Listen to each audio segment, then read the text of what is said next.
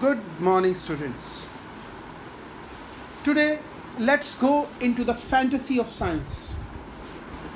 Fantasy, projection of mind. Have you ever thought if we could travel through the time? Can we go into the past, or can we go into the future, intersecting the time? Maybe or may not be merely, but now up to this particular level, this is only the projection of mind, simply our imagination, nothing else. But what happens when we are absolutely worried, we are thoroughly bored, we are full of fear, and somewhere the fear of losing everything appears on our mindscape? Yes, same happens with the protagonist of this chapter, the third level. Third level is written by Jack Finney.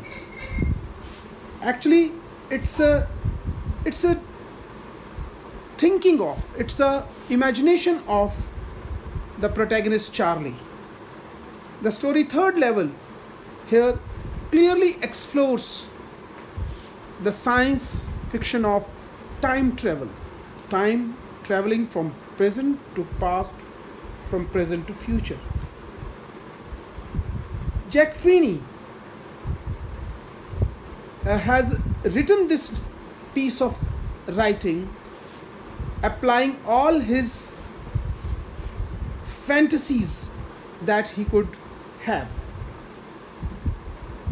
Charlie here, the protagonist of this chapter, wishes to transport himself to the third level, which actually does not exist in this world, in this physical world. The question whether the third level exists in reality or only in Charlie's mind can be inferred from this chapter, or rather from Sam's letter. Sam, a character here in this story. The story also takes the theme of escapism, as I told you. Many a time when we are absolutely frustrated or fear, then for taking the psychological refuge or relaxation from the grim, from the harsh realities of this world, of the present day world, like war, like terrorism, like corona, and so many other fearful factors that surround us, we only just want that we should go to a place where no such worries of the world should follow us, right? And this is called escapism.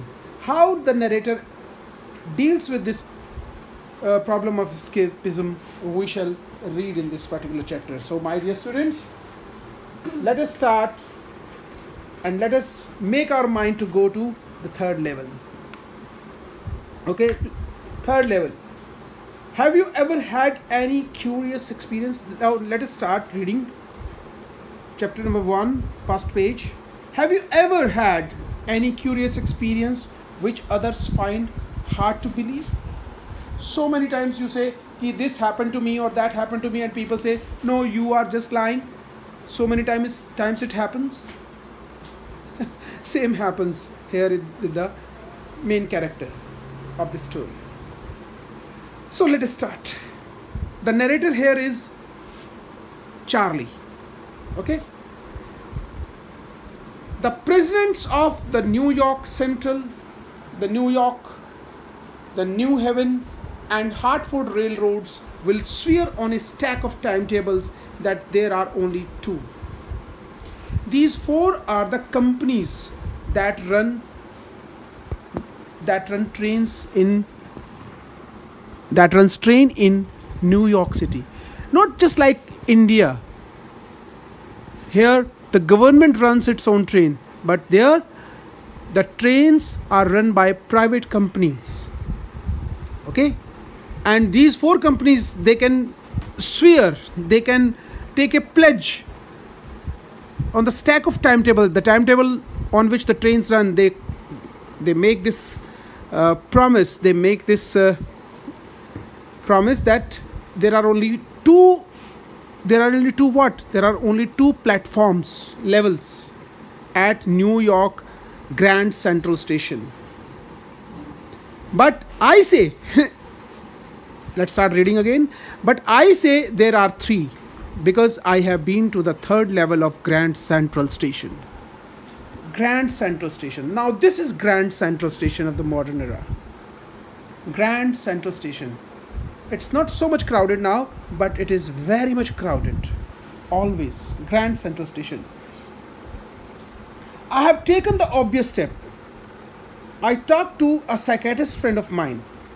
But only when government says, when company says there are only two levels of this Grand Central Railway Station, but I say there are three because I have been to the third level.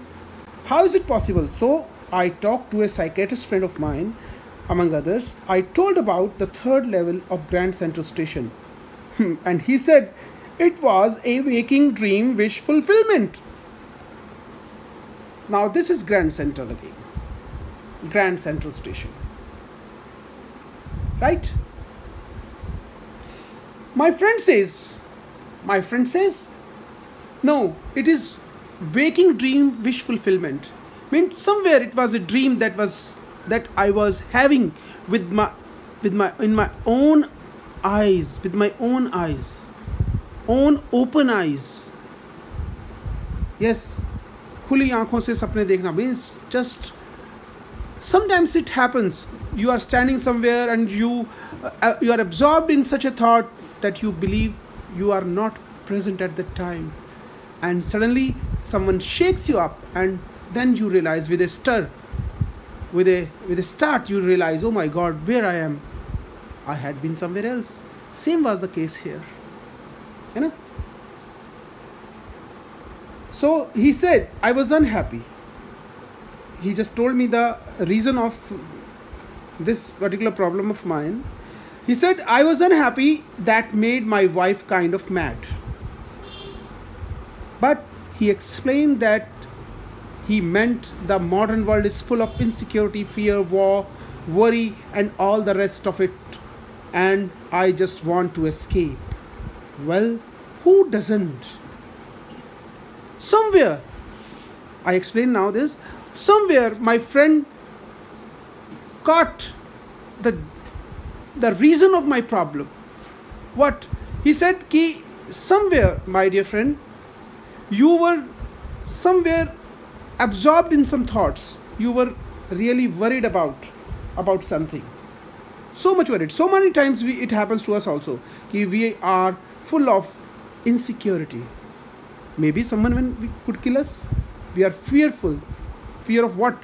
Fear of war around, terrorism, worries, problems, and rest of it. And what we want, that we should run away from this life and go somewhere where we can enjoy, where we can get relaxed. And same happened to him. Well, I said, it is so, it may be so. Who doesn't? Means everybody wishes to do so. Everybody I know wants to escape, but they don't wander down into any third level of Grand Central Station. My friend said, it is a wish of everyone, but does everyone go to the Grand Central third level, which actually does not exist? Means, can someone go to such an extent of dreams or imagination that he loses his the reality around? It should not be. But that is the reason. He said that my friends, he said, and all my friends agreed. Everybody points out to it. Means everybody agreed, yes, that it happens. Everybody is an escapist.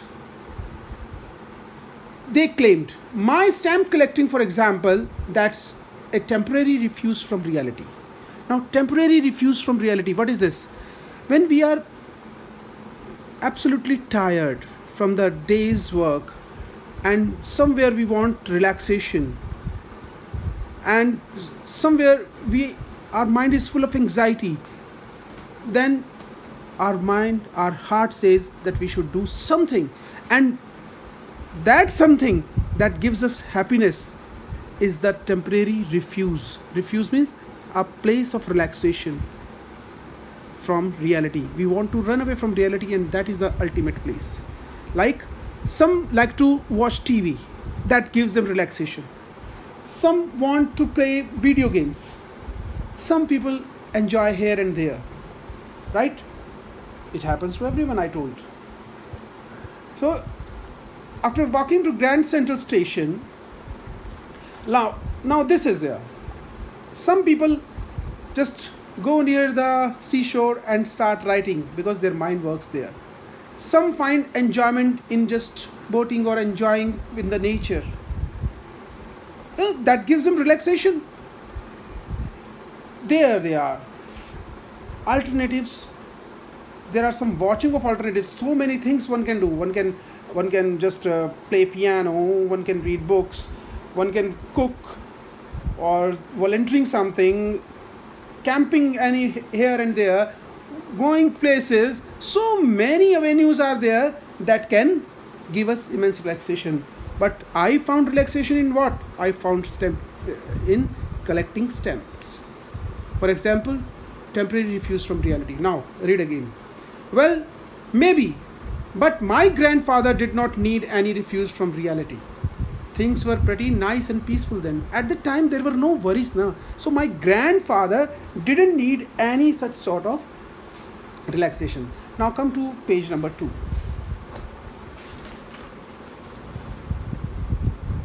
In his days, why?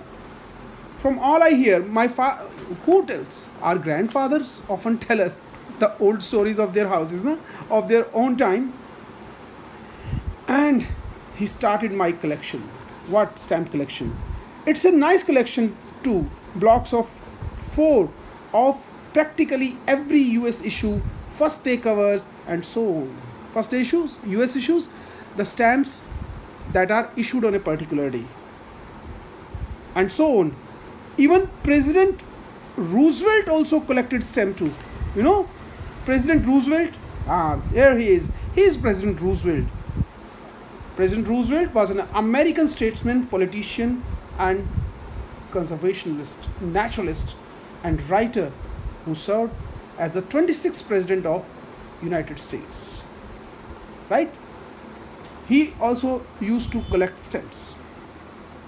Anyway, here is what happened at Grand Central. One night, last summer, I worked late at the office. I was in a hurry to get uptown to my apartment, so I decided to take the subway from the Grand Central because it is faster. This is the subway train that he wanted to take. Local train? Yes, metro like. He wanted to take this metro, he wanted to take this subway train from Grand Central Station because it is faster than bus. Now don't come to me. Now I don't know why this should have happened to me. I am just an ordinary guy named Charlie, 31 years old, and I was wearing tan gabardine suit. You know gabardine suit? What sort of suit it is? Yes, this is tan gabardine suit. Gabardine is a stuff. Gabardine is stuff. Tan color. This is tan color gabardine suit and a straw hat. Right? Straw hat. And with a fancy band. You know? Fancy band. Fancy band around it. Let me show the fancy band. Okay? Here it is.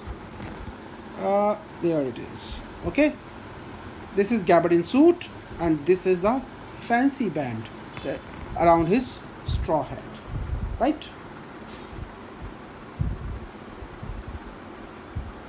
Now, I passed a dozen of men who looked just like me, and I was not trying to escape from anything. I just wanted to get home to Louisa, my wife. I turned into Grand Central from Vanderbilt Avenue and went down the steps to the first level.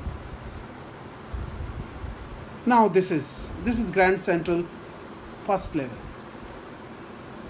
So many tunnels are there, no? One goes this way, one goes that way, right?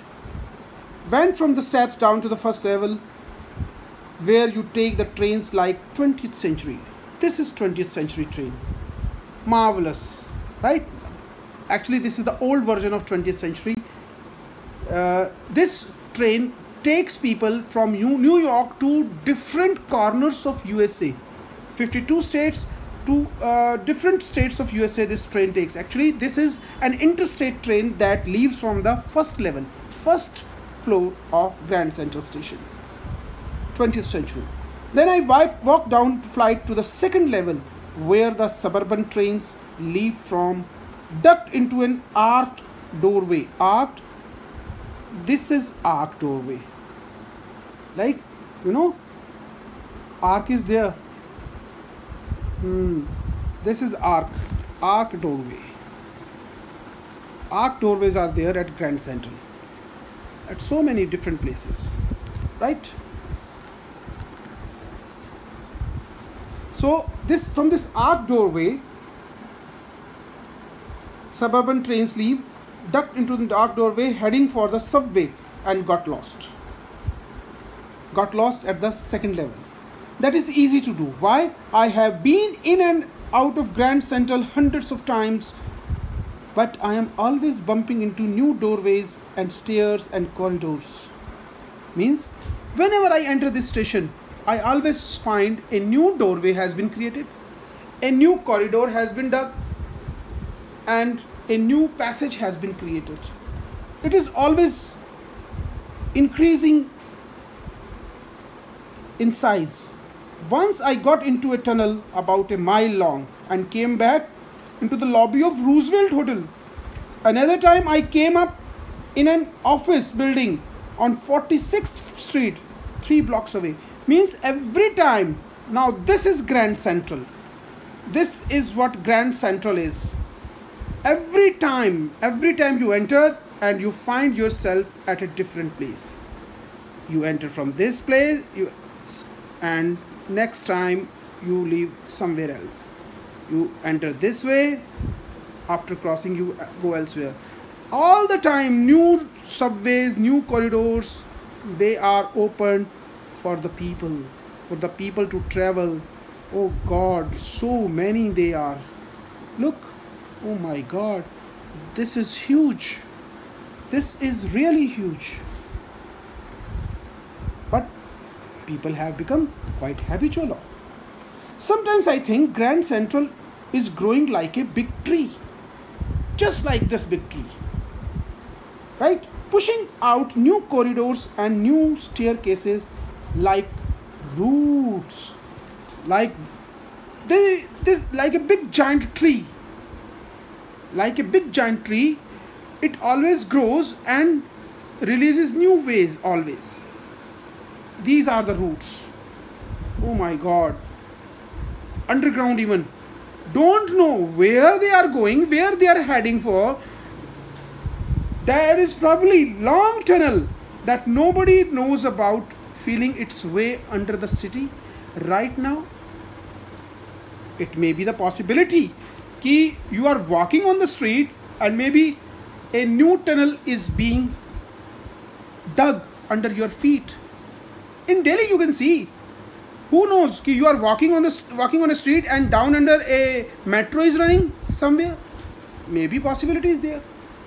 A long tunnel that nobody knows about, the feeling its way under the city right now, on its way to sometimes to Times Square, and maybe another time to Central Park, and maybe because for so many people through the years, Grand Central has been an exit.